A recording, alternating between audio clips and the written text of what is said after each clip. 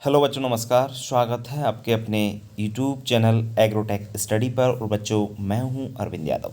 जैसा कि आप जानते हैं, 12th एग्रीकल्चर की क्लासेस स्टार्ट हो गई हैं। जो 12th के छात्र हैं उनसे मैं कहना चाहता हूं कि अपनी तैयारी सर्वों पर रखें और बेहतरीन तरीके से आप नोट्स बनाते चलिएगा। किसी भी कोई भी छात्र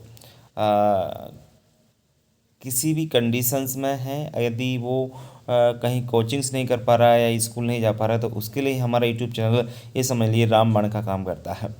तो बच्चों, आपको कहीं भी, वैसे तो मैं तो ये कहता हूँ, जो बच्चे कोचिंग्स जाते हैं और स्कूल जाते हैं, वो हमारी पढ़ाई और जो और भी टीचर्स पढ़ाते हैं उनकी पढ़ाई में ज़मीन आसमान का अंतर होता है। आपने देखा होगा कि हम इस प्रकार से पढ़ाने की कोशिश करते हैं कि आपको हर चीज़ अच्छी प्रकार से क्लियर हो। मैं ये नहीं कहता कि मैं सबसे अच्छा पढ़ाता हूँ, ऐसा नहीं कहता मैं, लेकिन पढ़ाता हूँ, कोशिश करता हूँ मैं कि आपको बेहतर देने की, बेहतर समझाने की कोशिश करता हूँ। मैं ये कभी नहीं कहता कि मुझसे अच्छा कोई नहीं पढ़ा पाता ना।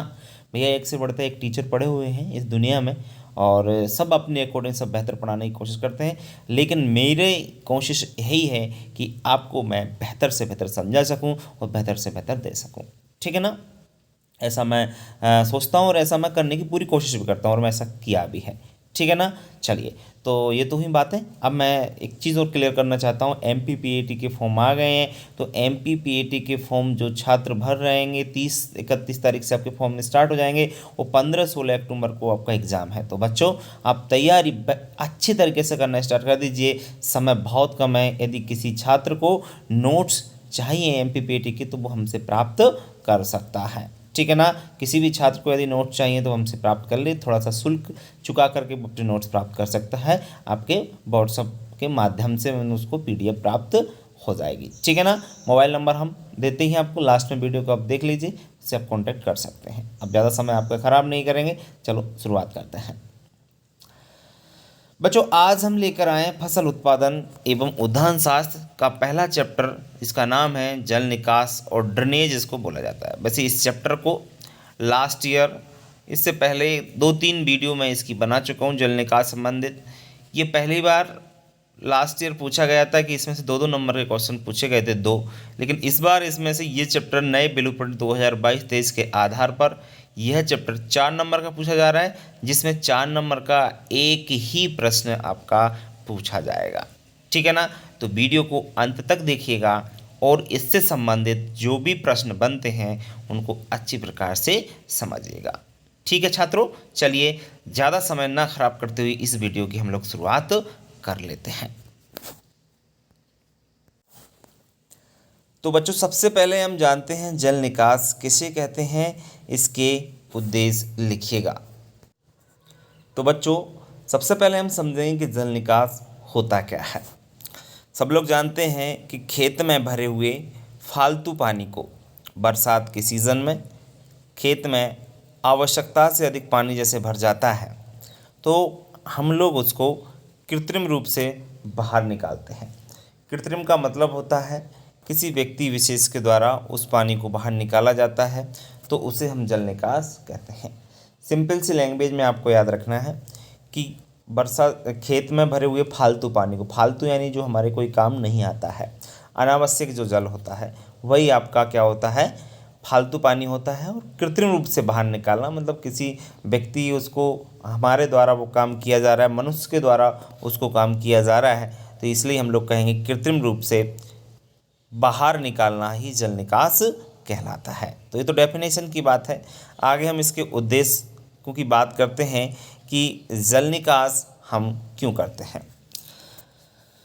तो पानी को बाहर निकाल, जल यानी पानी, निकास यानी निकालना, सीधी सी बात है। तो सबसे पहला उद्देश्य है बच्चों कि भूमि को दलदली होने से बचाने के लिए, भूमि को दलदली होने से बचाने के लिए यदि हम उस पानी को बाहर निकालते हैं तो हमारी भूमि दलदली होने से बच जाती है। कहने का मतलब क्या है कि दलदली का मतलब होता है कीचड़नुमा। दलदली का मतलब क्या है? कीचड़नुमा। देखिए, खेत में यदि पानी भरा रहा तो हमारी भूमि कीचड़नुमा हो जाए, और कीचड़नुमा हो जाएगी तो फिर हम उसमें कोई भी फसल अच्छी प्रकार से नहीं ले सकते, सिर्फ धान को छोड़ करके। ठीक है ना? तो हम उस पानी को इसलिए निकास करते हैं, उस पानी को हम इसलिए निकालते हैं कि भूमि हमारी दलदल होने से बच जाए। दूसरा हमारा उद्देश्य है कि कृषि क्रियाएं समय पर करने के लिए। आप बेटा अच्छी प्रकार से जानते हैं कि यदि खेत में पानी भरा है तो आप कोई भी कृषि क्रियाएं समय पर नहीं कर सकते हैं। क्यों? क्योंकि पानी यदि भरा है ना तो आप जुताई कर सकते हो उसकी, ना कोई फसल की बुवाई कर सकते, ना निंदाई कर सकते, ना गुड़ाई कर सकते। तो कहने का मतलब है हम उस पानी को बाहर निकालने का हमारा दूसरा उद्देश्य यह होता है कि उसको पानी बाहर इसलिए निकाला जाता है कि जो भी कृषि क्रियाएं हैं, जुताई बुवाई निंदाई गुड़ाई, वो हम समय पर कर सकें। तो निंदाई गुड़ाई जुताई बुवाई जो भी है समय पर करने के लिए हम लोग उस पानी को बाहर निकालते हैं, इसलिए हम लोग जल निकास करते हैं। तीसरा पॉइंट है बच्चों, भूमि का वायु संचार बढ़ाने के लिए। आप जानते हो यदि खेत में पानी भरा रहा तो जो भी फसल होए वहाँ पे या जो भी आपकी भूमि में क्या होगा, वायु का संचार नहीं हो पाएगा, वहाँ पर हवा नहीं पहुँच पाएगी। आपको मालूम है कि यदि उस खेत में फसल है और थोड़ा बहुत भी पानी भरा है तो फसल जो होती है ना, वो आपको पता है पूरी तरीके से ख़त्म हो जाती है। ऐसा लगता है जैसे जल गई हो, है ना। आपने देखा होगा पीली पड़ करके फसल नष्ट हो जाती है यदि खेत में पानी भर जाए तो। ऐसा क्यों होता है आप जानते हो? ऐसा इसलिए होता है क्योंकि वो उनकी जड़ों को एयर नहीं मिल पाती, हवा नहीं मिल पाती। जब हवा नहीं मिल पाती मतलब ऑक्सीजन ही नहीं मिल पाती, सीधी सी बात है। जब ऑक्सीजन नहीं मिलेगा तो आपको पता है फसल पूरी तरह से सूख करके नष्ट हो जाती है। तो हम उस पानी को इसलिए बाहर निकालते हैं कि भूमि का अच्छी प्रकार से वायु संचार हो सके, वायु संचार बढ़ सके। नेक्स्ट है भूमि का तापमान सही रखने के लिए। आपको मालूम है कि यदि खेत में पानी भरा रहा तो पानी ठंडा होता जनरली, तो आपको पता है कि भूमि का तापमान कम हो जाएगा, मतलब पूरा अनकंट्रोल्ड हो जाएगा, ये कह सकते हैं हम लोग। तो भूमि का तापमान सही रखने के लिए हम लोग क्या करते हैं, खेत से पानी को बाहर निकालते हैं। पांचवा आपका पॉइंट है भूमि को अनुपजाऊ होने से। इसको सही कर लेना आप लोग, लगा लेना। अनुपजाऊ होता है, उपजाऊ थोड़ी ना होगा। भूमि को अनुपजाऊ होने से बचाने के लिए क्या होता है बच्चों, यदि खेत में पानी भरा रहा, सपोज दैट खेत में पानी भरा रहा, तो क्या होगा मालूम है आपको, भूमि अनुपजाऊ हो जाएगी। मतलब उसकी जो फर्टिलिटी है ना वो खत्म है। अब आप कहोगे कि अनुपजाऊ मतलब, आप ऐसे समझ सकते हो आपके खेत में अधिक समय तक पानी भर रहा, अधिक समय तक, तो जो भूमि है वहाँ पर क्या होगा बच्चों, उसमें लवण इकट्ठे हो जाते हैं। और लवण जैसे इकट्ठे होते हैं ना तो भूमि का जो पीएच होता है ना वो गड़बड़ हो जाता है। और हमारी भूमि के लिए पीएच चाहिए कम से कम 6 से 7, और ज़्यादा समय तक यदि पानी भरा रहा तो कम भी हो सकता है पीएच, और पीएच ज़्यादा भी हो सकता है, जिससे हम कोई भी फसल अच्छी प्रकार से नहीं ले पाएंगे। तो हम इसलिए पानी को बाहर निकालते हैं। हमारा उद्देश्य ये होता है कि हमारी भूमि अनुपजाऊ होने से बच जाए। ज़्यादा समय तक पानी बाहर रहने से भूमि अनुपजाऊ हो जाती है, उसमें फिर हम कोई फसल ले नहीं सकते। और क्यों नहीं ले सकते, मैंने बता दिया कि पीएच उसका गड़बड़ हो जाता है ज़्यादा समय तक पानी भरा रहने से। तो उम्मीद करता हूँ आपको ये क्वेश्चन बहुत अच्छी प्रकार से समझ में आ गया होगा। जल निकास क्या है, जल निकास के उद्देश्य आपको मैंने क्लियर कर दिए होंगे। किसी भी छात्र को कहीं कोई समस्या नहीं आ रही। यदि आपको यह क्वेश्चन समझ में आ गया तो आने वाले क्वेश्चन आपको बहुत अच्छी प्रकार से क्लियर हो गए होंगे, हो जाएंगे। कैसा, क्योंकि क्वेश्चन ही ऐसा है क्योंकि एक ही क्वेश्चन पे पूरा चैप्टर टिका हुआ है। तो आप लोग देख सकते हैं कहीं भी कोई समस्या आपको नहीं आने वाली है। चलिए नेक्स्ट आपको शुरू करते हैं। देखिए इस क्वेश्चन से आप लोग पूरा अंदाज़ा लगा सकते हो, पूरा आइडिया लगा सकते हो कि वो जो पहला क्वेश्चन है वो कितना मायने रखता है इस क्वेश्चन को कंप्लीट कराने में। ये कह रहे हैं जल निकास के लाभ या महत्व लिखिए। तो जल निकास यानी हम खेत में से पानी को निकाल दें, जल को निकास कर दें तो हमें क्या लाभ होगा, उसका क्या महत्व होता है। देखिए सबसे पहले तो वही सेम टू सेम है, भूमि दलदली होने से बच जाती है। अब आप सोच रहे होंगे सर वही का वही सेम टू सेम कह रहे हो। अब सेम टू सेम नहीं है, आपने नोटिस किया हो तो वहाँ पे क्या था, भूमि को दलदली होने से बचाना या बचाने के लिए, लेकिन यहाँ पर क्या है, भूमि दलदली होने से बच जाती है। मतलब वहाँ तो ऐसा करना था, ऐसा होना था, ऐसा करने के लिए हम ऐसा कर रहे थे, लेकिन ऐसा यहाँ पर क्या होगा, हो जाता है। समझ में आ रहा है कि नहीं आ रहा है, इसलिए लाभ या महत्व है। तो पहले क्वेश्चन को समझिए, इसके बाद आपको आंसर अच्छी प्रकार से देना होगा। भूमि दलदली होने से बच जाती है, सही बात है। यदि हम खेत से पानी बाहर निकाल दें तो हमारी भूमि दलदल होने से बच जाएगी। होगी कि नहीं बताइए, कीचड़नुमा होने से बचेगी कि नहीं? बिल्कुल बच जाएगी। बहुत अच्छी बात है। दूसरा पॉइंट है बच्चों, भूमि में वायु संचार भी बढ़ जाता है। सही बात है, खेत से पानी बाहर निकाल दें तो भूमि में अच्छी प्रकार से वायु संचार भी बढ़ जाता है। ठीक है। तीसरा है भूमि का तापमान सही हो जाता है।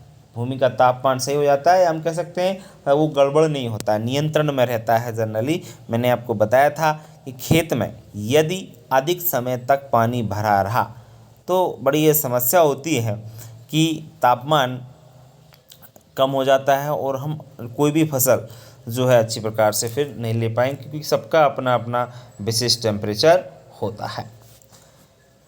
भूमि की जुताई एवं बुवाई समय पर हो जाती है। सही बात है, यदि हम लोग उस पानी को बाहर निकाल दें तो बुवाई हो चाहे जुताई, मतलब सभी कृषि क्रियाएं हम लोग समय पर कर सकते हैं, समय पर हो जाती हैं।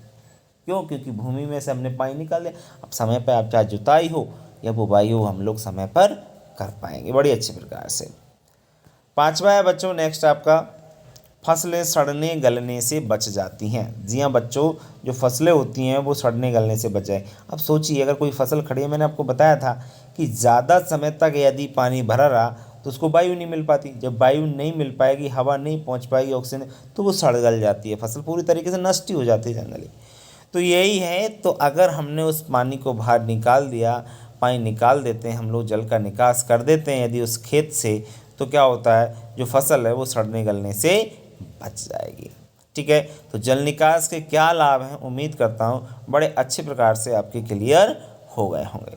ठीक है बच्चों, बढ़ते हैं हम लोग आगे नेक्स्ट क्वेश्चन की ओर। आगे बढ़ने से पहले एक बात मैं आपको क्लियर करना चाहूँगा बच्चों, एग्रीकल्चर के छात्र जो हमसे जुड़े हुए हैं उनसे मेरा कहना है कि आप लोग बड़े अच्छी प्रकार से तैयारी करें, चाहे 12th के छात्र हों या MP PAT के छात्र हों या एग्रीकल्चर किसी भी एग्ज़ाम की आप लोग तैयारी कर रहे हों तो आपके लिए हमारा यूट्यूब चैनल एग्रोटेक स्टडी हर पल हर दम खड़ा हुआ है आपके साथ। बस आप लोगों का सपोर्ट होना चाहिए हमारे लिए। आपका सपोर्ट बस इतना सा चाहिए कि आप लोग वीडियो को ज़्यादा से ज़्यादा शेयर करें। ये मैं ऐसे आपसे उम्मीद करता हूँ कि जितना ज़्यादा यदि आप शेयर करोगे वीडियो तो उतना ज़्यादा छात्रों तक ये वीडियो पहुंच सकेगा। अपने मित्रों को ज़रूर दें, जहाँ जिस क्लास में आप पढ़ते हैं, जहाँ पर जितने भी छात्र हैं उनको हमारे यूट्यूब चैनल के बारे में ज़रूर बताएं। अगर उनको कहीं कोई समस्या आती है तो वो हमसे बात भी कर सकते हैं, प्रॉपर बात कर सकते हैं। नंबर हम यूट्यूब चैनल में दे ही रखा है, हमने डिस्क्रिप्शन में भी दे रखा है। यदि वहाँ पर भी नहीं मिलता तो हम वीडियो को लास्ट तक देखिए, लास्ट में मैं नंबर देता ही हूँ, है ना। इसलिए आप लोग जो है ना दूसरे छात्रों की हेल्प भी कीजिएगा, क्योंकि वही बात होती है, कर भला तो होगा भला। सही बात है, यदि हम किसी का भला करते हैं तो ऊपर वाला हमारे साथ ही बहुत अच्छा करता है, ये श्योरिटी है। यदि हम किसी के साथ अच्छा करें तो ऊपर वाला ज़रूर हमारे साथ कहीं ना कहीं अच्छा करेगा। वैसे आज का ज़माना पता है क्या है, हम किसी के साथ अच्छा करते हैं और वही व्यक्ति हमारे साथ दगा कर देता है, बुरा करता है। ऐसा होता है जनरली, दुनिया है ऐसी। आप उस व्यक्ति का छोड़िए, हमें इस व्यक्ति से, हमारा तो काम है किसी का भला करना, अच्छा करना, लेकिन हमें भरोसा रखना चाहिए अपने प्रभु पर, अपने भगवान पर हमको भरोसा रखना चाहिए। ठीक है ना। तो मैं बस इतना कहना चाहता हूँ आपसे कि दूसरे का भला करने में बिल्कुल भी आप लोग ना पीछे हटें। जहाँ आपको समय मिलता है तो आप वीडियो को शेयर ज़रूर किया करें, स्टेटस लगाएं, ऐसे मैं आपसे उम्मीद करता हूँ। ठीक है ना। और यदि आप हमारे जो एग्रोटेक स्टडी का व्हाट्सअप ग्रुप है उससे जुड़ना चाहते हैं तो डिस्क्रिप्शन में उसकी लिंक दे रखी है, आप वहाँ से व्हाट्सअप ग्रुप में भी जुड़ सकते हैं। और यदि कोई notes MP PAT 12th agriculture के नोट्स अगर यदि चाहता है तो वह हमसे नोट्स भी प्राप्त कर सकता है। ठीक है। चलिए बच्चों, बढ़ते हैं अब हम लोग आगे।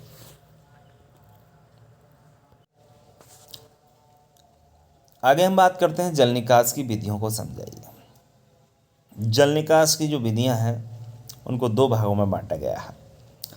सबसे पहले विधि है जल निकास की पृष्ठीय जल निकास।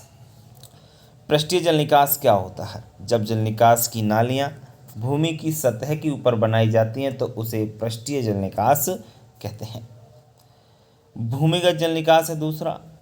जब जल निकास की नालियाँ भूमि की सतह के नीचे बनाई जाती हैं तो उसे भूमिगत जल निकास कहते हैं। इसको गत कर लेना, भूमि और निकास क्या लिखा होगा, जल निकाय होगा लिखा होगा, इसको सही कर लेना, तो उसे भूमिगत जल निकास कहते हैं। तो इसको सही कर लेना थोड़ा सा।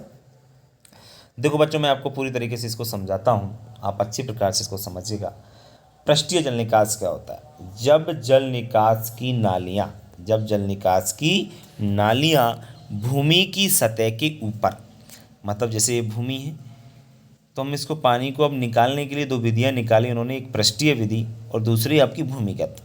पृष्ठीय यानी ऊपर, भूमि की सतह के ऊपर जो नाली हम लोग बनाते हैं पानी निकालने के लिए, जो खेत में हमारा पानी भरा हुआ ना उसको निकालने के लिए। वैसे हमारे इधर ये समस्या नहीं होती है, जहाँ पर ज़्यादा पानी रहता है वहाँ पर समस्या होती है, जहाँ पर ज़्यादा बारिश होती है वहाँ पर ये समस्या आती है। अब हम जैसे एमपी के निवासी हैं तो एमपी में ये समस्या बहुत कम है, ना के बराबर समझ लीजिए। समझ में आ रहा है ना? मैं आपको बताऊंगा कहाँ का परिस्थिति है। ज़्यादातर जो स्थिति है, जो हमारे पूर्व के राज्य हैं, पूर्व की जो स्टेट है, असम है, अरुणाचल है, आपका मिज़ोरम है, मेघालय है, इन राज्यों में सबसे ज़्यादा प्रॉब्लम क्रिएट होती है क्योंकि वहाँ पर बारिश ज़्यादा होती है। ठीक है ना? जहाँ पर बारिश ज़्यादा होती है तो खेतों में, और इधर उधर से चट्टान है, मतलब बड़े बड़े पहाड़ हैं, तो पानी जितना भी चट्टानों में पड़ता है वो भी हमारे खेतों में भर जाता है। जब उन खेतों में भर जाता है तो उसको निकालने के लिए कहीं ना कहीं तो कुछ करना पड़ेगा। तो ये समस्याएँ वहाँ पर आती हैं। हमारे यहाँ एमपी की यदि बात करते हैं तो समस्याएँ आती हैं पर बहुत कम, ना के बराबर हम लोग कह सकते हैं। ठीक है ना? चलिए अब बात करें हम लोग तो पृष्ठीय जल निकास क्या है। आप लोग को ये बस इतना सा याद रखना है कि जब जल निकास की जो नालियां हैं अगर खेत की सतह के ऊपर बनाया जाए, भूमि की सतह के ऊपर बनाई जाती हैं तो उसे पृष्ठीय जल निकास कहते हैं। ठीक है ना? इसके बाद है, अच्छा इसको सरफेस ड्रेनेज बोलते हैं, इंग्लिश में थोड़ा सा याद रखते हैं, सरफेस ड्रेनेज। और सब सरफेस ड्रेनेज क्या होता है? जब जल निकास की नालियाँ भूमि की सतह के नीचे बनाई जाती हैं। भूमि की सतह के कहाँ बनाई जाती हैं? नीचे। अब आप सोच रहे हो नीचे, नीचे कैसे? अंडरग्राउंड बेटा, कैसे? अंडरग्राउंड बनाई जाती हैं। अब आप ये भी दिमाग लगा रहे हो कि अंडरग्राउंड कैसे बनाते होंगे, ये सोचने वाला तो है, बिल्कुल सोच तो सकते हैं बच्चे, बिल्कुल सोच सकते हैं कि कैसे अंडरग्राउंड बनाता है। तो मैं आपको बस इतना आप इमेजिन कर सकते हैं कि 1-1 मीटर लगभग गहरी नालियाँ खोदी जाती हैं और 1-1 मीटर घेर के उनके नीचे या तो कोई पाइप डाल के या कैसे भी पत्थर डाल के जो भी करके उसका इसके मोटे मोटे पाइप डाल के, पतला पाइप से कुछ नहीं होगा, डाल के ही नालियाँ बना सकते हैं और कोई तरीका नहीं होता। तो उसे भूमिगत जल निकास हम लोग जनरली कहते हैं, ये ध्यान रखना आप लोग। ठीक है? तो दोनों विधियाँ आपको समझ में आ गई होंगी। तो विधियों के बारे में तो आज बता दिया, अब बढ़ेंगे हम लोग आगे। देखिए बच्चों, भूमिगत जल निकास के गुण लिखिए। भूमिगत जल निकास, मैं आपको अभी दोनों विधियां बताई आपको, एक पृष्ठीय जल निकास, दूसरा भूमिगत। सबसे पहले हम भूमिगत पढ़ रहे हैं, इसके बाद पृष्ठीय पढ़ लेंगे, कोई दिक्कत नहीं। तो भूमिगत जल निकास के गुण का, जो नालियां हम लोग अंडरग्राउंड बना रहे हैं ना, सब सरफेस जिनको बोलते हैं, सबसे फिर ड्रेनेज बोल सकते हैं, भूमिगत नालियाँ भी बोल सकते हैं, कोई दिक्कत नहीं है, ड्रेन्स बोलो या ड्रेनेज बोलो। तो उनके गुण क्या हैं? तो देखिए सबसे पहले तो ये है कि नालियाँ बार बार नहीं टूटती हैं, क्योंकि जब अंडरग्राउंड बनाई जाती हैं तो पक्की नालियाँ बनती है जनरली। पक्की नालियाँ बनेंगी, स्थायी नालियाँ बनेंगी, तो उनका गुण ये हुआ कि वो नालियाँ बार बार नहीं बनानी पड़ेंगी। सबसे बड़ा लाभ तो ये है, बहुत अच्छी बात है, क्योंकि टूटती नहीं है सबसे पहली बात, तो इसलिए उनको बार बार नहीं बनाना पड़ता, एक बार बना दिया काम खत्म। ठीक है? दूसरा ये है गुण कि भूमि कटाव की संभावना कम रहती है। भूमि कटाव की संभावना क्या रहती है बच्चों? बहुत कम रहती है। भूमि कटाव का मतलब क्या होता है? आप सब जानते हैं कि पानी जैसे बरसता है तो पानी अपने साथ मिट्टी बहाकर ले जाता है। पानी अपने साथ मिट्टी बहाकर ले जाता है, उसे हम लोग भूमि कटाव कहते हैं। तो इसमें भूमि कटाव की संभावना नहीं रहती। क्यों? क्योंकि जो पानी निकलता है, जल का निकास होता है, वो क्या होता है? अंडरग्राउंड से होकर के पानी नालियों से होकर जाता है, ऊपर का कोई रोल वहाँ पर नहीं होता है। ये चीज़ आप अच्छी प्रकार से जानते हैं। तीसरा है, खेत में कृषि योग्य क्षेत्रफल भी कम नहीं होता। खेत का कृषि योग्य क्षेत्रफल भी कम नहीं होता। अब नालियाँ हम लोग अंडरग्राउंड बना रहे हैं, ऊपर तो कोई नालियाँ बन नहीं रही है, तो ऊपर तो जब कोई नाली नहीं बन रही है तो हमारा एरिया तो जैसा का जैसा रहेगा। कृषि योग्य जो क्षेत्रफल है, एरिया है, उस पर तो कोई फर्क पड़ेगा नहीं, वो तो कम होगा ही नहीं, क्योंकि अंडरग्राउंड अगर वही नाली हम लोग ऊपर बना दें तो भैया एरिया घिरेगा कि नहीं घिरेगा, बिल्कुल घिरेगा। लेकिन हम नाली कम बना रहे हैं, अंडरग्राउंड बना रहे हैं, नीचे बना रहे हैं, सब सरफेस बना रहे हैं, तो क्या होगा, कृषि योग्य क्षेत्रफल पर कोई फर्क नहीं पड़ता है। चौथा गुण है कृषि क्रियाएं करने में बाधा उत्पन्न नहीं होती है। कृषि क्रियाएं करने में बाधा उत्पन्न नहीं होती, सही बात है। अंडरग्राउंड नाली बना रहे हैं तो ना तो हमको जुताई में प्रॉब्लम होगा ना बुवाई में प्रॉब्लम होगा, क्योंकि नालियाँ तो नीचे हैं ऊपर से। अब बहुत सारे बच्चे सोच रहे हैं सर जुताई में तो दिक्कत आ सकती है, नालियाँ टूट सकती हैं, ऐसा वैसा। तो मैं उनको बता देना चाहता हूँ कि नालियाँ 1 मीटर गहराई पर, 1 मीटर तो हम जुताई कभी करते ही नहीं है, तो प्रॉब्लम नहीं आएगा, आप टेंशन ना लें। ठीक है, सिर्फ जहाँ से पानी इकट्ठा होकर के जाएगा वहाँ पर इस प्रकार का होल रखा जाता है थोड़ा सा, कि उसमें से पानी होकर के इकट्ठा हो रहा है। खासकर जहाँ निचला धरातल होता है वहाँ पर वो होल रखा जाता है जिसके द्वारा वो पानी होकर के निकल जाए। नालियाँ बार बार नहीं टूटती, जिससे मरम्मत कराने की आवश्यकता भी नहीं पड़ती। सही बात है, पक्की नालियाँ होती हैं तो बहुत ही ऐसा कम चांस होता है कि वो नालियाँ टूटें, और जब टूटती नहीं है तो मरम्मत का मतलब होता है दोबारा उनको रिकंस्ट्रक्शन कराना, दोबारा उनको बनवाना, तो उसको कराने की आवश्यकता होती नहीं है। तो ये आपके भूमिगत जल निकास के क्या होते हैं, गुण होते हैं। आपको अच्छी प्रकार से, बस गलती ये कर दी मैंने यहाँ पर, एक गलती की है, क्योंकि मुझे पृष्ठीय नालियों के पहले गुण दोष पढ़ाने चाहिए थे, जिससे आपको और अच्छी प्रकार से, कोई बात नहीं है, थोड़ा सा एडजस्ट कर लीजिए, मैं इसके बाद क्वेश्चन लेके आ रहा हूँ आपको, अभी देख लीजिए आप लोग, इसके बाद मैं आपको वही पढ़ा देता हूँ। भूमिगत जल निकास, देखो हाँ, भूमिगत जल निकास के दोष भी पढ़ लो एक बार। जी हाँ, भूमिगत जल निकास के जो दोष हैं उनको देख लीजिए आप लोग। भूमिगत जल निकास के गुण पढ़े, किसी भी चीज़ के गुण होते हैं तो उसके दोष जरूर होते हैं, मतलब किसी चीज़ से यदि हमें लाभ होता है तो उससे हानि होना स्वाभाविक है, ये चीज़ आप लोग समझ सकते हैं। ठीक है, चलिए, यदि हम बात करें भूमिगत जल निकास के दोषों की, तो सबसे पहले तो है कि नालियाँ बनाने में खर्च अधिक आता है। सही बात है भैया, अंडरग्राउंड बनाई जा रही हैं, पक्की बनाई जा रही हैं, स्थायी बनाई जा रही हैं नालियाँ, तो उनको बनाने में क्या आता है, खर्च अधिक होता है, खर्चा अधिक आता है। ठीक है, दूसरा है बच्चों, खर्च तो अधिक आएगा, सिंपल सी बात है, आप लोग समझ रहे होंगे कि कोई भी काम परमानेंट हम लोग करते हैं, और जब देखो 1 मीटर गहरी खुदाई भी करनी है, या पत्थर भी डालने हैं, या खपरेल जो भी हम लोग यूज करता है, या तो हम बांस के जो लकड़े हैं वो डाल रहे हैं, या लोहे के या सीमेंट के पाइप जो भी हम नीचे डाल रहे हैं, तो उससे क्या होता है, खर्चा तो आना ही आना है, बहुत बड़े। इसके बाद दूसरा है नालियाँ बनाने के लिए तकनीकी ज्ञान की आवश्यकता है। तकनीकी ज्ञान का मतलब होता है टेक्निकल नॉलेज, क्योंकि इन नालियों को हर कोई व्यक्ति नहीं बना सकता। और किसान से आप कहो कि भाई ये अंडरग्राउंड वाली नालियाँ, तो वो नहीं बना पाएगा। इन नालियों को बनाने के लिए हमें टेक्निकल नॉलेज चाहिए, बेहतरीन वाली क्या चाहिए, नॉलेज चाहिए, हमको आना चाहिए, प्रैक्टिकल हमने किया होना चाहिए, तभी हम लोग उन नालियों को बना सकते हैं। तकनीकी ज्ञान चाहिए, ठीक है ना, समझ में आ गया तकनीकी ज्ञान क्या होता है, टेक्निकल चाहिए, टेक्नोलॉजी चाहिए उसको इन नालियों को बनाने के लिए। ठीक है, ये तीसरा दोष है कि नालियाँ यदि टूट जाए, बाई चांस यदि टूट जाए तो मरम्मत कराने में खर्चा भी अधिक आएगा। सही बात है, अगर बाई चांस पानी की मात्रा ज़्यादा है, नालियाँ टूट गई, अगर टूट गई तो फिर इनकी मरम्मत कराओगे तो मरम्मत में भी, देखो बनाने में तो खर्चा आ ही रहा है, अब मरम्मत कराने में भी खर्चा अधिक आएगा। सही बात है, कोई कीमती चीज़ टूट जाती है और कीमती चीज़ को यदि हम फिर जुड़वाते हैं तो खर्चा भी, वही बात है ना। एक अल्टो गाड़ी है, अल्टो गाड़ी का कुछ ख़राब हो गया तो चलो भैया 1000-2000 रुपये में, 5000 रुपये में काम हो जाएगा।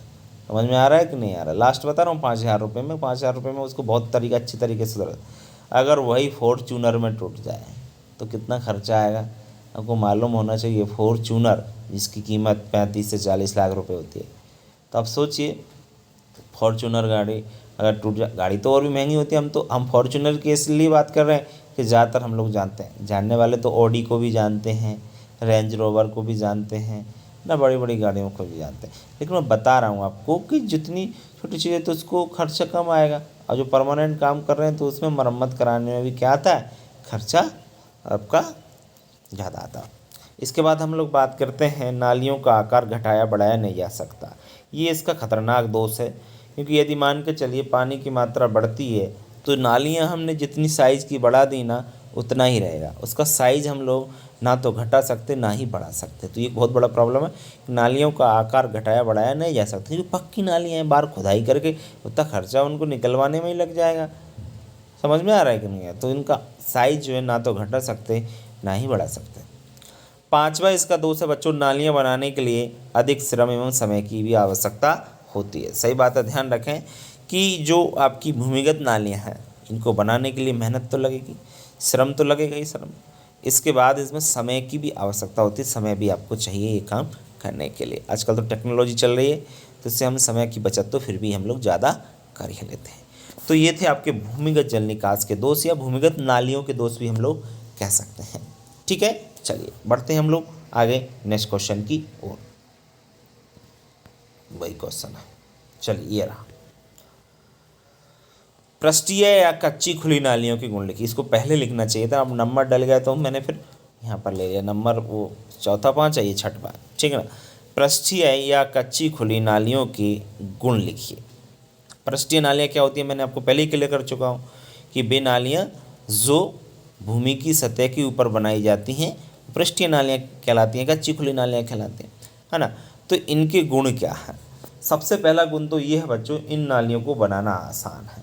क्योंकि बच्चों पृष्ठीय नालियाँ पता कैसे बनती है, भूमि के ऊपर हम लोग पत्थर लगाने की आवश्यकता नहीं है, मिट्टी यदि है पर मिट्टी से ही आप लोग ऐसे लाइन टाइप की एक नाली टाइप में बना दीजिए, जिससे होकर क्या निकल जाए, पानी निकल जाए, ठीक है ना, पूरे खेत में से पानी उन नालियों के द्वारा निकल जाए। तो इनको बनाना जनरल आसान है। आसान इसलिए कि कोई भी व्यक्ति इनको बना सकता है। नालियों को बनाने में तकनीकी ज्ञान की आवश्यकता नहीं होती है। सही बात है बेटा, क्या होता है कि आपको कोई टेक्निकल नॉलेज नहीं चाहिए इन नालियों को बनाने के लिए, एक साधारण किसान भी इन नालियों को बना सकता है। क्योंकि बनाने में उसको क्या करना है, बनाने में उस किसान को क्या करना है, मिट्टी को फावड़े की सहायता से एक लाइन टाइप में बनाना है, एक उधर लाइन एक इधर लाइन, बीच में होकर पानी निकल जाएगा। समझ में आ रहा है कि नहीं है ना। तो इसमें तकनीकी ज्ञान की आवश्यकता नहीं होती है, ठीक है। इसके बाद नालियाँ बनाने में खर्च भी कम आता है। नालियाँ बनाने में क्या कम आता है, खर्च भी कम। सही बात है, क्योंकि कच्ची बना रहे हैं, मिट्टी की बना रहे हैं तो खर्चा भी ज़्यादा नहीं आया, खर्चा भी कम आता है। 2 मजदूर ले आइए, उनसे ही आप काम चला लीजिए, फावड़ा वावड़ा ये जनरल गांव घर होते हैं, तो इनसे आप लोग उन कच्ची खुली नालियों को बना सकते हैं और इसमें खर्चा भी आपका कम आएगा, ठीक है। इसके बाद हम लोग बात करते हैं नेक्स्ट, नालियों का आकार घटाया बढ़ाया भी जा सकता है। नालियों का जो साइज़ है उसको घटा भी सकते हैं, बढ़ा, जितना मान के चलिए पानी की मात्रा ज़्यादा है तो हम उसका साइज़ बढ़ा सकते हैं, आकार बढ़ा सकते हैं कि नहीं, बिल्कुल बढ़ा सकता है। तो वही चीज़ है कि यदि ज़्यादा जगह घिर रही है तो घटा भी सकते हैं। मान के चलिए वो नाली अपन ने पहले बड़ी बना दें, साइज़ छोटा करना है तो बिल्कुल छोटा कर सकते हो, है ना। तो ये बात है, नालियों का आकार भी घटा बढ़ा सकते हो। नालियों अगर टूट जाए तो मरम्मत में भी क्या आता है, खर्चा कम आता है। तो बच्चों आपने देखा कि खर्चा भी कम आएगा जब टूट जाए। कच्ची है तो भैया टूट गई, चलो जाकर हाल साल जोड़ सकते हैं उसको। तो ये पृष्ठीय नालियाँ हैं, सरफेस ड्रेन्स हैं, इनको हम लोग क्या कर सकते हैं, इनसे जो गुण हैं, इसके जो गुण हैं वो आपने आसानी से समझ लिए होंगे, किसी भी छात्र को कहीं कोई समस्या नहीं आई होगी, ठीक है। क्लियर हुआ कि नहीं हुआ, सभी का क्लियर हो गया होगा ऐसा हम समझते हैं, ठीक है। अगर आपने गुण समझ लिए तो आने वाला क्वेश्चन भी आपको अच्छी प्रकार समझ में आ जाएगा, ठीक है। चलिए क्वेश्चन नंबर 7, पृष्ठीय नालियों के दोष या हानि लिख। अच्छा मैं एक चीज़ क्लियर करना था, देखो गुण दोष होते हैं, लाभ हानि होते हैं, तो ऐसा कंफ्यूज मत हो जाना। एग्जाम में पूछा जल निकास की जो भूमिगत नालियाँ हैं इनके लाभ लिखिए, तो आप लोग वही गुण जो मैंने लिखा है वही आप लोग लिख सकते हैं, कोई परेशानी ऐसा नहीं कि सर ने तो पढ़ाया ही नहीं, अब कहाँ से करना। तो उसका मतलब एक ही होता है, दोष हानि का मतलब एक ही होता है, तो कन्फ्यूज़ ना हो एग्ज़ाम में जाके। और मैं बार बार एक ही चीज़ कहता हूँ कि आंसर याद करने से पहले आप क्वेश्चन को समझें और क्वेश्चन को याद रखें। किसी भी क्वेश्चन को अच्छी प्रकार से यदि समझ पाओगे तो उसका आंसर आप प्रॉपर दे पाओगे, अन्यथा उसका आंसर आप प्रॉपर नहीं दे पाओगे। इसलिए मैं एक बात ज़रूर कहता हूँ बच्चों से, यदि आप पढ़ाई करते हो तो आप आंसर को समझिए कोई बात नहीं, लेकिन क्वेश्चन को समझना आंसर से भी ज़्यादा है, ध्यान रखें आप लोग। दी क्वेश्चन जिस बच्चे को अच्छी प्रकार से समझ में आ गया तो भाई आंसर उसको याद भी नहीं है ना, तो भी उसको कुछ ना कुछ तो लिख कर ही आएगा वो, तो ये बहुत बड़ी बात होती है। इसलिए आप लोग जो है ना क्वेश्चन के साथ साथ आंसर के साथ साथ क्वेश्चन भी याद रखें।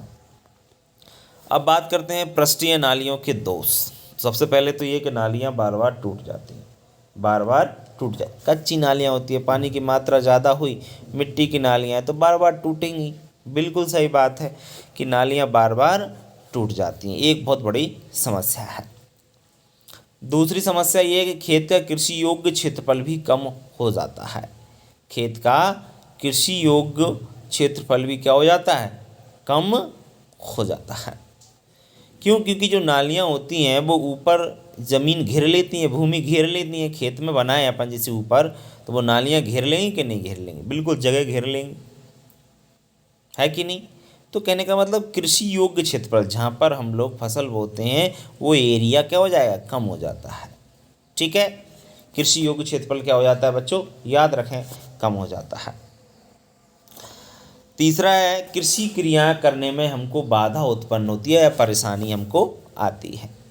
देखिए हम नालियाँ अगर खेत के ऊपर बनाते हैं तो हमको कृषि क्रियाएँ करने में समस्या आनी है, क्योंकि जैसे आप ट्रैक्टर या कल्टीवेटर से जैसे हम जुताई करते हैं तो वो नालियाँ उस कल्टीवेटर के साथ टूट जाएंगी, बाधा आएगी, हमको प्रॉब्लम क्रिएट होगी किस प्रकार से जुताई करें, खेत की बुवाई किस प्रकार से करें, है ना। तो जो भी कृषि क्रियाएँ होती हैं, जुताई बुवाई निदाई गुड़ाई, वह करने में हमको क्या होती है, बाधा आती है, परेशानी आती है, समस्या आती है ना। तो ये किसका दोष है? भूमि कटाव की भी संभावना रहती है। बिल्कुल भूमि कटाव की संभावना भी अधिक बनी रहती है। कैसे?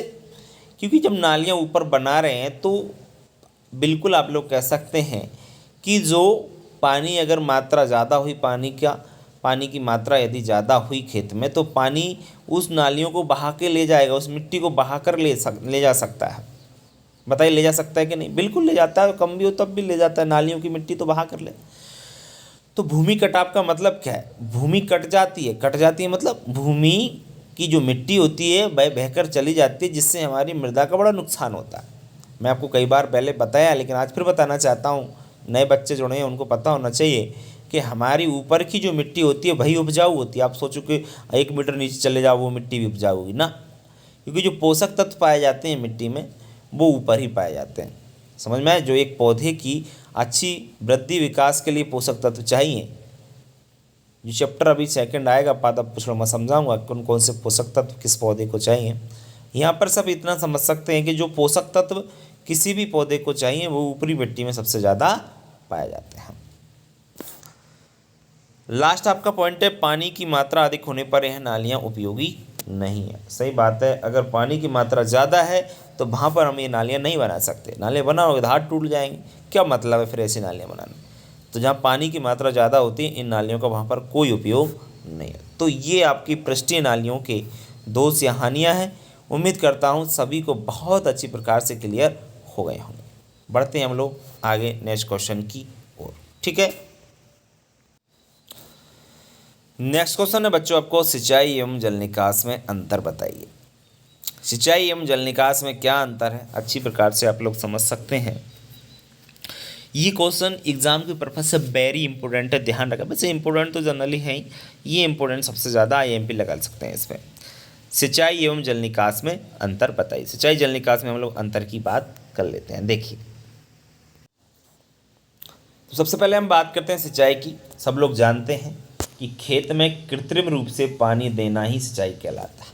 आप जानते हैं कि खेत में कृत्रिम रूप से पानी देना, हम बोरिंग के माध्यम से, कुआं के माध्यम से, तालाब के माध्यम से, नहर के माध्यम से हम खेत में पानी देते हैं। पानी देते हैं कि नहीं देते, लगाते हैं कि नहीं लगाते फसलों में पानी, तो वही उसे ही हम लोग इसकी लैंग्वेज में एग्रीकल्चर की भाषा में सिंचाई या इरिगेशन कहते हैं। तो याद रखें आप लोग, खेत में कृत्रिम, अब कृत्रिम वर्ड क्यों आ रहा है? कृत्रिम का मतलब इसलिए आ रहा है कि कुआं से पानी दे रहे हो या ट्यूबवेल से पानी दे रहे हो, पानी तो आप दे रहे हो वो ठीक है, लेकिन काम किसने किया देने का? मनुष्य ने किया। तो उसको कृत्रिम। अपने आप हो रहा था, बारिश हो रही है, तो वो तो अपन लोग तो बारिश कर नहीं रहे, भगवान कर रहा है बारिश, तो वो प्राकृतिक है। लेकिन जो काम हम लोग करते हैं ना, उसे कृत्रिम कहते हैं। बार बार कह रहा हूँ, समझ लेना आप लोग। जो चीज़ अपने आप होती है, प्रकृति के द्वारा होती है, वो प्राकृतिक होती है। जो काम हमारे द्वारा किया जा रहा है वो आपका क्या होता है, कृत्रिम होता है। समझ में आ रहा है कि नहीं आ रहा है? तो खेत में कृत्रिम रूप से पानी देना ही सिंचाई कहलाता है। और जल निकास, खेत में भरे हुए फालतू पानी को कृत्रिम रूप से बाहर निकालना जल निकास कहलाता है। ये चीज़ तो मैं आपको पहले ही बता चुका हूँ। दूसरा पॉइंट है, सिंचाई का पानी घरेलू उपयोग में लाया जा सकता है। सिंचाई का जो पानी है वो घरेलू उपयोग में लाया जा सकता है। सब लोग जानते हैं कि सिंचाई ट्यूबवेल से या कुआं से होती है, तो वो पानी हम घरेलू उपयोग पीने के रूप में भी ला सकते हैं, और घर में जो भी हमको पानी चाहिए पशुओं को पिलाने के लिए। तो मतलब कहने का ये है मेरा कि जो सिंचाई का पानी है उसको हम लोग घरेलू उपयोग में ला सकते हैं, लेकिन जल निकास का जो जल है, जल निकास का जो पानी है वो घरेलू उपयोग में नहीं लाया सकता, क्योंकि वो गंदा पानी हो जाता है। जनरली खेत से जब बाहर निकालते हैं तो वो पानी आपका कैसा हो जाता है, गंदा हो जाता है, उसमें लवण एकत्रित हो जाते हैं। तो वो पानी हम घरेलू पीने के रूप में नहीं ला सकते हैं जनरली, बताइए। लेकिन पशु उसका यूज कर सकते हैं, माना, लेकिन गंदा पानी हम पशुओं को भी नहीं पिलाना चाहिए, ठीक है ना। अब वो बात एक अलग है कि गाँव में तो सर गंदा ही पीते हैं पशु, तो वो कहीं ना कहीं हम लोगों का ही फॉल्ट होता है, उसके कारण उनको गंदा पानी पिलाते हैं, और जिससे वो तरह तरह की बीमारियों से ग्रसित हो जाते हैं। तो वो एक हमारी प्रॉब्लमों की वजह से हम ही ऐसा करते हैं, तभी वो वैसा करते हैं। यदि हमारे पास स्वच्छ पानी की व्यवस्था हो तो क्यों हमको उनको गंदा पानी पिलाना पड़े। जो पशु फार्म होते हैं वहाँ पर तो गंदा पानी नहीं पिलाया जाता, वहाँ पर तो उनकी हौज भरी जाती है, उसमें तो बोरिंग से पानी डाला जाता है कि नहीं। तो वही चीज़ है। तो जल निकास का जो पानी है उसको घरेलू उपयोग में नहीं ला सकते हैं। तीसरा पॉइंट देखिए, तीसरा पॉइंट है, सिंचाई से भूमि का जलस्तर बढ़ता है। जी हाँ बच्चों, सिंचाई यदि हम लोग करते हैं तो क्योंकि हम खेत में पानी दे रहे हैं ना, डाल रहे हैं ना, तो वहाँ का वो वाटर लेवल है ना, वो तो इंक्रीज हुआ क्योंकि पानी हम दे रहे हैं। लेकिन जल निकास करने से भूमि का जल स्तर घटता है, वाटर लेवल घटेगा, क्योंकि वहाँ से हम खेत में से पानी को बाहर निकाल रहे हैं, इसलिए वाटर लेवल क्या होगा, घट जाएगा। तो ध्यान रखें आप लोग, सिंचाई से भूमि का वाटर लेवल बढ़ता है और जल निकास से भूमि का वाटर लेवल घटता है। सिंचाई, जल निकास। आगे बात करते हैं चौथे पॉइंट की। चौथा पॉइंट देखिए, चौथा पॉइंट है बच्चों, सिंचाई की आवश्यकता वर्ष भर होती है। सिंचाई की जो आवश्यकता होती है वो वर्ष भर होती है। सही बात है, हमको सिंचाई जो है खेत में जब भी फसल करते हैं तो सिंचाई को रबी सीजन में, जायज़ सीजन में तो होगी सिंचाई की आवश्यकता, खेत में पानी देना ही पड़ेगा। लेकिन जो एक और सीज़न होता है आपका कौन सा, जो वर्षा ऋतु, इसमें कम होती है। अब मान कर चलो पानी नहीं बरसा तो हमको पानी देना ही पड़ता है जनरली, बारिश नहीं हुई है ना। तो सिंचाई की जो आवश्यकता है वो वर्ष भर होती है, जबकि जल निकास की जो आवश्यकता होती है केवल वर्षा ऋतु में होती है।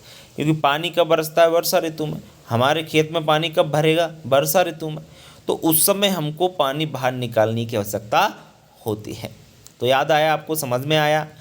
पांचवा पॉइंट है, सिंचाई की नालियाँ धरातल से ऊंची बनाई जाती हैं। क्योंकि हमको खेत में पानी देना है तो जो धरातल है उससे ऊंची हम लोग नालियाँ बनाएंगे।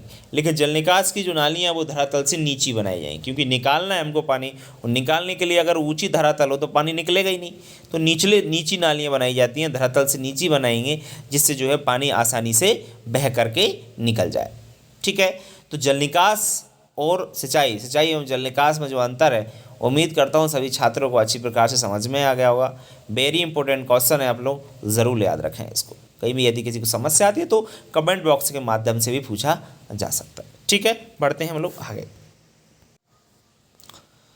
नेक्स्ट हम बात करते हैं बच्चों, पृष्ठीय जल निकास एवं भूमिगत जल निकास में अंतर की। यह क्वेश्चन भी वेरी इंपॉर्टेंट है। पृष्ठीय जल निकास एवं भूमिगत जल निकास में अंतर, आपको दोनों के बारे में पढ़ा चुका हूँ, दोनों के गुण दोष पढ़ा चुका हूँ, तो यहाँ पर आपको कोई भी प्रॉब्लम नहीं आएगा इस क्वेश्चन में। देखिए आप लोग पढ़ोगे समझ में आ जाएगा। इसमें नालियाँ भूमि की सतह के ऊपर बनाई जाती हैं। सही बात है, पृष्ठीय जल निकास की जो नालियाँ हैं वो हमेशा, जो नाम से ही पता चल रहा है, पृष्ठ यानी ऊपर, सतह के ऊपर, भूमि की सतह के ऊपर। तो इसमें जो नालियाँ बनती हैं, पृष्ठीय नालियाँ, वो भूमि की सतह के ऊपर बनाई जाती हैं। जबकि भूमिगत जो जल निकास होता है, इसमें क्या करते हैं, नालियाँ भूमि की सतह के नीचे, मतलब अंडरग्राउंड वो नालियाँ बनाई जाती हैं। दूसरा पॉइंट है, नालियाँ बनाने में खर्च कम आता है। सही बात है इन नालियों को बनाने मतलब पृष्ठीय नालियाँ बनाने में खर्चा कम आएगा। खर्चा क्यों कम आएगा आपको मालूम है? खर्चा इसलिए कम आएगा क्योंकि जो नालियाँ हैं पृष्ठीय वाली, ये कच्ची नालियाँ होती हैं, मिट्टी से बनाई जाती हैं, तो इन नालियों को बनाने में खर्चा कम आता है। जबकि भूमिगत निकास वाली जो जल निकास वाली नालियाँ हैं, इनको बनाने में खर्चा अधिक आता है, क्योंकि अंडरग्राउंड बनाते हैं, पक्की नालियाँ होती हैं, परमानेंट नालियाँ होती हैं, तो इन नालियों को बनाने में क्या आता है? खर्चा अधिक आता है। इसके बाद हम बात करते हैं तीसरे पॉइंट की, इन नालियों को बनाना आसान है जबकि इन नालियों को बनाना कठिन होता है। सही बात है, इन नालियों को तो कोई भी किसान बना सकता है। पृष्ठीय जल निकास की जो नालियाँ हैं, इनको तो कोई भी व्यक्ति बना सकता है, लेकिन भूमिगत जल निकास की नालियाँ बनाने के लिए हम नहीं बना सकते, उनके लिए तकनीकी ज्ञान चाहिए। तो यही बात है। चौथा पॉइंट है, इन नालियाँ, ये देखो नालियाँ लिखा होगा, इसको सही कर लेना भाइयों। नालियाँ बार बार टूट जाती हैं। सही बात है, कच्ची खुली नालियाँ होती हैं तो पानी की मात्रा ज़्यादा होने पर वह बार बार टूट जाती हैं, लेकिन जो भूमिगत जल निकास की नालियाँ होती हैं, ये नालियाँ बार बार नहीं टूटती हैं, क्योंकि पक्की होती हैं, इसलिए बार बार नहीं टूटती हैं। ठीक है, बात करते हैं पाँचवें पॉइंट की। यह नालियाँ बनाने से खेत का कृषि योग्य क्षेत्रफल कम हो जाता है। सही बात है, ये नाली मतलब पृष्ठीय नालियाँ बनाने से खेत का क्या हो जाता है? कृषि योग्य क्षेत्रफल कम हो जाता है। कृषि योग्य क्षेत्रफल मतलब कैसे होगा आपको मैं पहले ही बता चुका हूँ, क्योंकि क्या होता है बच्चों, वो नालियाँ जो ऊपर बनाते हैं वो खेत का एरिया घेर लेती हैं, कवर कर लेते हैं, जिससे क्या होता है? कृषि योग्य क्षेत्रफल कम हो जाता है। लेकिन इन नालियों से खेत के कृषि योग्य क्षेत्रफल पर कोई भी प्रभाव नहीं पड़ता है, कोई भी प्रभाव नहीं पड़ता है। ठीक है ना, कोई भी प्रभाव नहीं पड़ता, क्योंकि अंडरग्राउंड बनते हैं तो ऊपर वाले एरिया पर तो कोई फर्क पड़ेगा ही नहीं। ठीक है, यह नालियाँ बनाने से भूमि कटाव की संभावना अधिक होती है। सही बात है, पानी के साथ मिट्टी बहने की ज़्यादा संभावना रहती है पृष्ठीय नालियों में, लेकिन ये नालियों में बनाने से भूमि कटाव की संभावना नहीं रहती है, क्योंकि अंडरग्राउंड जब नालियाँ बनाई जाती हैं तो पानी फिर उन नालियों को बहा के नहीं ले जा सकता। ठीक है, चलिए बात करते हैं हम लोग आगे नेक्स्ट क्वेश्चन की। नेक्स्ट क्वेश्चन है आपका, जल निकास को प्रभावित करने वाले कारक बताइए या कारक लिखिए। तो जल निकास को प्रभावित करने वाले कारक निम्नलिखित हैं। सबसे पहला कारक है भूमि की ढाल। देखो, जल निकास को प्रभावित करने वाला पहला जो कारक है वो है भूमि की ढाल। भूमि की ढाल, ढाल मतलब ढालूपन, ढाल तो समझ रहे हो ना आप लोग, स्लोप ऑफ लैंड। ढालू भूमियों पर हमेशा भूमिगत नालियाँ एवं समतल भूमि पर हमेशा पृष्ठीय नालियाँ बनाना चाहिए। ऐसा क्यों भैया? देखिए, ढालू भूमि पर भूमिगत मतलब अंडरग्राउंड नालियाँ बनाना चाहिए, सब सरफेस नालियाँ बनाना चाहिए ढालू भूमि पर। क्यों भैया? इसलिए बनाना चाहिए भैया क्योंकि ढालू अगर भूमि होगी, स्लोप ज़्यादा होगा, इस प्रकार का यदि स्लोप रहेगा तो पानी बहुत तेज़ी से आएगा ऊपर से और पूरी मिट्टी को नीचे बहा कर ले जाएगा। इसलिए हमेशा ध्यान दें कि ढालू भूमि पर वहाँ पर कोशिश करें कि सब सरफेस नालियाँ बनाएं, भूमिगत नालियाँ बनाएं। एवं समतल भूमि है तो कोशिश करें समतल भूमि में पृष्ठीय नालियों से हम लोग काम चला सकते हैं। तो पहला कारण समझ में आ गया। दूसरा है भूमि की कीमत। भूमि की कीमत, भूमि की कीमत यदि कम है तो वहाँ पर हम पृष्ठीय नालियाँ बनाएं, अगर भूमि की कीमत अधिक है तो वहाँ पर भूमिगत नालियाँ बनाना चाहिए। ऐसा क्यों भैया? ऐसा इसलिए कि भूमि की कीमत ज़्यादा है, हमारी कीमती भूमि है, और वहाँ पर पानी यदि भरता है तो कोशिश करें कि काम परमानेंट किया जाए। और ऐसी कीमत कम है, ऐसी सस्ती भूमि है तो ये सोचते हैं कि फालतू इसमें पैसा लगाने से क्या फ़ायदा है, पृष्ठीय नालियाँ बनाकर ही हम लोग काम चला सकते हैं। वही चीज़ है कि कोई कीमती चीज़ होती है तो वहाँ पर हम लोग और खर्चा ज़्यादा कर सकते हैं। अगर वही बात है कि रोड पर यदि ज़मीन है आपकी, रोड पर, तो उसकी कीमत ज़्यादा है, तो वहाँ पर यदि पानी भरता है तो आप कोशिश करेंगे कि वहाँ पर कोई भी काम किया जाए, परमानेंट काम किया जाए। ऐसी भूमि ऊबड़ खाबड़ बंजर भूमि पर डली है उधर, अरे पानी बढ़ता है तो आप सोचो यार भरने दो यार, क्या है उससे, तो कुछ निकलता तो है ही नहीं है। तो कहने का मतलब जो कीमत है भूमि की, अधिक होने पर भूमिगत नालियाँ और कम होने पर पृष्ठीय नालियाँ बनाना चाहिए। किसान की आर्थिक स्थिति, तीसरा पॉइंट है किसान की आर्थिक स्थिति। आर्थिक स्थिति यानी इकोनॉमिक कंडीशन ऑफ फार्मर। किसान की यदि आर्थिक स्थिति अच्छी है तो भूमिगत नालियाँ बनाए, और आर्थिक स्थिति यदि उसकी किसान की खराब है तो कौन सी नालियाँ बनाए? वो पृष्ठीय नालियाँ उसको बनाना चाहिए। ऐसा क्यों भैया? किसान अगर पैसे वाला है, अच्छी उसकी आर्थिक स्थिति है, इकोनॉमिक कंडीशन बहुत अच्छी है, तो हमेशा उसको कोई भी काम है परमानेंट वो कराने की कोशिश करता है। कोई भी काम करा जाए परमानेंट, क्योंकि अपने पास पैसा तो है ही बहुत, है ना, वो ऐसे सोचता। अब पैसे की बात आ गई तो मैं कहना चाहता हूँ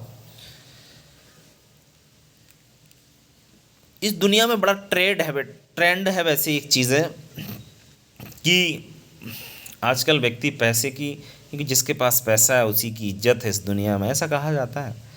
अगर आपके पास पैसा है तो लोग आपको पूछेंगे, यदि आपके पास पैसा नहीं है तो लोग आपको पूछते ही नहीं। ये बात बिल्कुल सही है, बिल्कुल सही, एकदम सही है। पैसा होना बहुत ज़रूरी है, लेकिन मैं एक बात हमेशा कहता हूँ, पैसा बहुत कुछ है लेकिन सब कुछ नहीं है, ये ध्यान रखें आप लोग। बहुत कुछ है माना, पैसा बहुत कुछ है, लेकिन सब कुछ नहीं है। इसलिए पैसे पर ज़्यादा घमंड, पैसे पर ज़्यादा अभिमान हमको नहीं होना चाहिए। पैसा सिर्फ माध्यम है और कुछ नहीं है, आदान प्रदान का, लेन देन का सिर्फ एक माध्यम होता है। लेकिन इस दुनिया में यही है कि जिसके पास पैसा है उसी की इज्जत है। सही बात है, ये आजकल बड़ा ट्रेंड चल रहा है।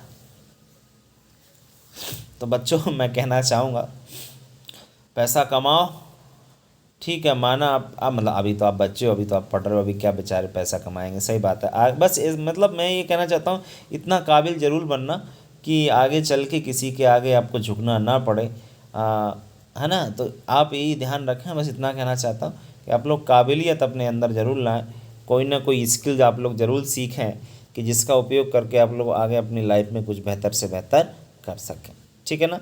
मैं नहीं कह सकता, मैं ये कभी नहीं कहता कि पढ़कर आप नौकरी करना, मैं नहीं कहता। आपको करना अच्छा लगे तो करना, नहीं तो मत करना, है ना। आप कोई बिजनेस भी कर सकते हैं, डोंट वरी, कोई स्किल सीख करके आप कुछ बेहतर कर सकते हैं अपनी लाइफ में। आज की दुनिया बहुत आगे है, इसलिए आप लोग जो है ना बेहतर करने की आप लोग कोशिश कर सकते हैं, तो सीखें कुछ ना कुछ, है ना। तो ये चीज़, चलिए अब बात करेंगे हम आगे नेक्स्ट आपके चौथे पॉइंट की। जल निकास प्रभावित करने वाला चौथा हम लोग पॉइंट देखते हैं। चौथा पॉइंट है अनावश्यक जल की मात्रा। अनावश्यक जल की मात्रा जल निकास को कैसे प्रभावित करती है, देखिए।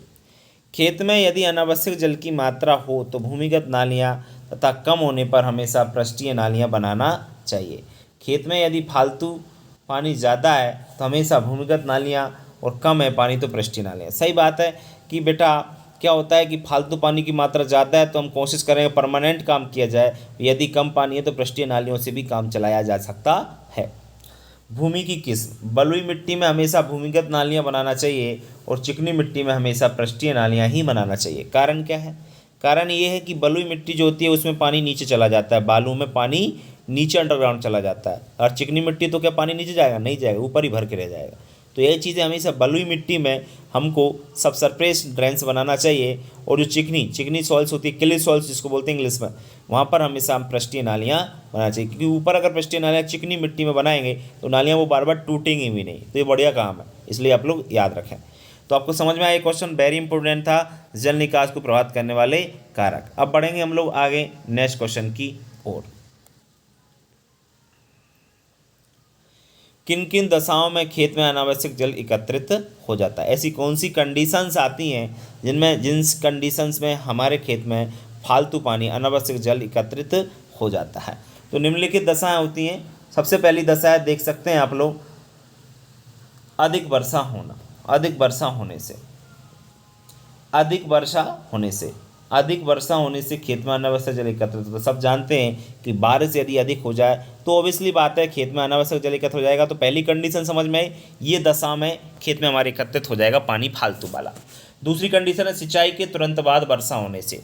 हमने खेत में पानी दिया है, मतलब पानी दिया, सिंचाई की है, और उसके तुरंत बाद क्या हो जाए? वर्षा हो जाए। तो इस कंडीशन में भी हमारी भूमि में अनावश्यक जल एकत्रित हो जाएगा। तो दूसरी कंडीशन भी क्लियर हो गई। तीसरी कंडीशन है निचले धरातल वाली मृदाओं में। निचले धरातल का मतलब होता है जो भूमियाँ नीचे हैं, जिनका लेवल हमारी इस भूमि से भी नीचे है, तो निचले धरातल वाली मृदाओं में भी अनावश्यक जल, फालतू पानी एकत्रित हो जाएगा। सही बात है, नीचे है, क्योंकि सबका आसपास का जो खेतों का पानी है वो भी बह करके उसी खेत में पहुँचेगा जिसका धरातल नीचा है। समझ में आ रही बात कि नहीं आ रही? अच्छी प्रकार से समझ में आपको आ रही हुई, ऐसी मैं उम्मीद करता हूँ। ठीक है, बढ़ते हैं हम लोग आगे। नेक्स्ट आपका चौथा पॉइंट की ओर। चौथा पॉइंट है भूमि के नीचे कठोर परत होने से। भरत लिखा हो गया, परत लिख लेना इसको, परत।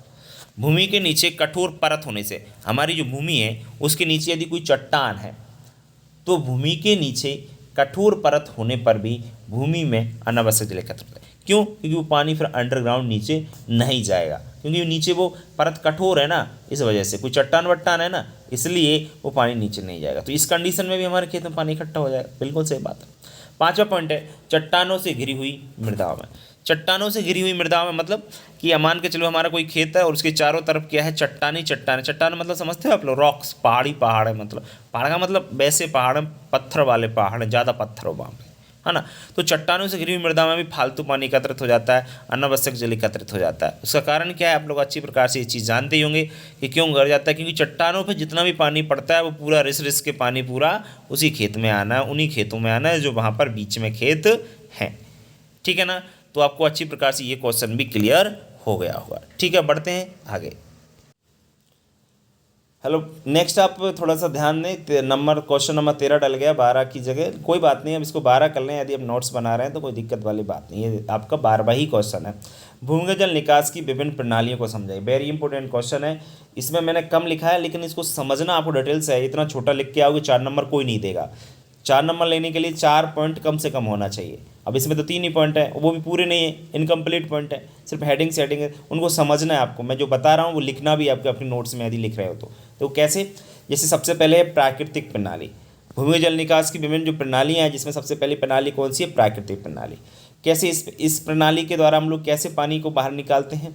इस प्रणाली में क्या करता है कि जो नाली होती है ना, मुख्य नाली होती है, मुख्य नाली होती है, वो ढाल के अनुसार नाली बनाई जाती है। मुख्य नाली ढाल के अनुसार। जैसे मान के चलिए कोई खेत है, ये खेत है सपोज दैट, अब इसमें ढाल इधर की तरफ है, तो इधर हम ढाल के अनुसार नालियाँ बना करके इधर की ओर हम लोग क्या करेंगे, पानी निकाल देंगे। ऐसा तो नहीं है कि नाली इधर बनाएंगे, ऐसा तो होगा ही नहीं, क्योंकि ऊपर पानी तो चढ़ेगा ही नहीं, पानी तो नीचे होकर जाएगा ना। तो मेरा कहने का मतलब है प्राकृतिक प्रणाली में आप किस प्रकार से लगाओगे, डैश लिखा करके प्राकृतिक प्रणाली में लिखोगे कि इसमें जो जल का निकास किया जाता है वो ढाल के अनुसार किया जाता है। जिधर की ओर ढाल होता है उधर नालियाँ बना करके खेत से पानी का निकास कर दिया जाता है। तो ये 2 लाइन आपको इसमें लिखनी पड़ेंगी। इसके बाद दूसरी है हैरिंगबोन प्रणाली। हैरिंगबोन प्रणाली जो है, इसमें क्या होता है मैं आपको बताऊं, देखिए मैं आपको समझाता हूं।